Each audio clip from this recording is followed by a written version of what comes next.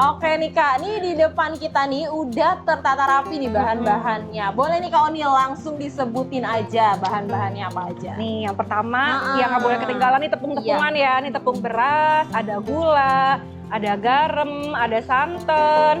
Ini ada tepung tapioka, ada perwarna makanan yang merah sama yang hijau, sama ada daun pisang buat alasnya nanti. Iya, betul. Ini sama ada bahan sausnya juga ya Kak ya. Ini aku lihat soalnya ada gula merahnya nih. Putu mayang nggak pakai saus tuh kayak ada yang kurang. Bener, emang itu wajib gabung ya Kak ya, harus ada. Anget-anget, aduh hujan-hujan, aduh gak sabar deh ya Kak ya. Nggak sabar ya Kak, tapi nih jangan buru-buru nih Kak. Karena nih di sini aku ngeliat ada dua, apa sih namanya nih, dua teko ya, santan ya di sini ya. Berarti aku mau tanya-tanya sedikit nih, apalagi kue tradisional kita atau masakan tradisional juga sering banget ya pakai santan nih Kak. Boleh nih Kak untuk kue tradisional lebih oke menggunakan santan yang asli atau santan instan nih kalau menurut Kak On ya? Sebenarnya dari kedua santan itu sebenarnya nggak ada yang perlu apa ya dibedakan yang signifikan ya, karena sama-sama dari kelapa. Cuman yang bedain kalau yang kemasan itu mungkin dia karena pakai pengawet gitu kan, jadi dia lebih tahan lama. Kalau santan yang asli dari kelapa langsung kan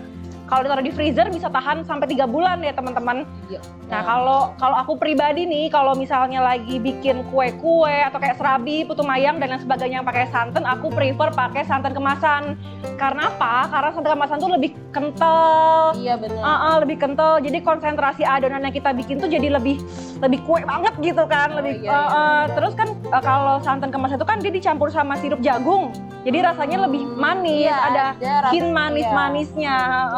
Kalau kita berarti disesuaikan lagi dengan masakan yang mau dibuat gitu kali. Bener banget, kalau kita bikin olahan gulai-gulai itu baru cocoknya pakai santan yang langsung dari kelapa. Karena kalau pakai santan instan nanti ada hint manisnya tadi itu ya Kak ya, yang kurang cocok. Cus nih, ada nggak nih Kak tips untuk menyimpan santan biar tahan lama?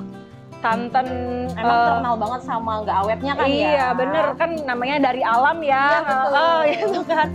Kalau aku pribadi biasanya aku taruh freezer. Kalau taruh freezer itu maksimal itu bisa sampai 3 bulan loh teman-teman. Wow, jadi lumayan lama. Misalnya mau lebaran nih gitu kan. Iya, kadang kalau udah dekat lebaran harganya naik. Betul banget bunda-bunda di rumah ya kan. Jadi beli aja sekarang gitu kan. Simpen sampai bulan Mei gitu kan.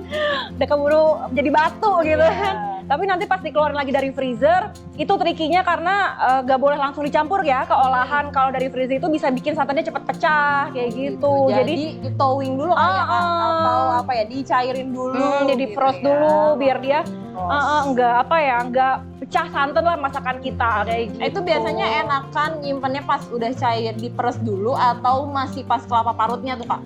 Nah tergantung sih, kalau misalnya kalian emang belinya. Kalau aku sih biasanya belinya kalau santan yang langsung jadi santan ya kayak gitu. Iya, sekarang soalnya udah bisa ya. Iya, Pak mau disantenin gitu kan kayak gitu. Tapi kalau kalian butuh ampasnya gitu kan, dia ampas kelapa juga banyak loh gunanya ya kan. Iya, banyak banget. Kalau rendang juga kita kadang pakai ya Kak ya.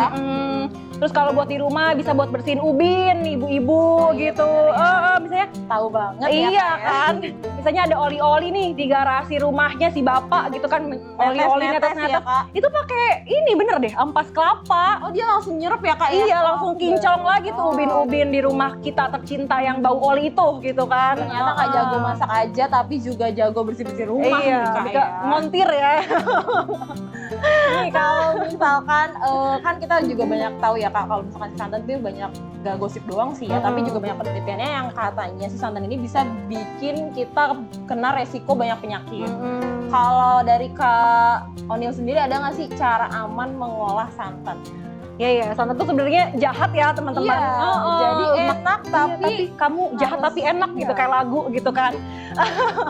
Jadi kalau santan nih nggak boleh, misalnya kita bikin gulai gitu ya, nggak boleh lebih dari 3 kali manasinnya teman-teman, ibu bunda-bunda gitu ya. Padahal kan yang udah 3 kali enak banget nih. Iya, minyak-minyaknya tuh baru keluar gitu ya kan. Ngeresep gitu kalau pakai nasi panas, aduh ya ampun Kak, lapar jadinya kan. Nah terus kalau penderita mah gitu ya, itu juga iya harus harus lebih jangan ya. kalau bisa tuh sebulan sekali aja cukup lah gitu kan, daripada nanti ke rumah sakit ya, lebih mahal rumah sakit daripada santannya gitu Kalau kan. orang Padang kayaknya nggak kuat ya kak ya. Iya, duh, orang Padang kayak sehari-hari deh. Iya pakai Emang lambungnya harus di setting kuat gitu ya, iya, kuat iya. nggak gitu kan, harus kuat nggak lo gitu kan. Oke deh Kak Onil nih, terima kasih ya untuk pembahasan seputar santannya nih. Ini tadi Sese Lovers, kita udah ngebahas tentang santan.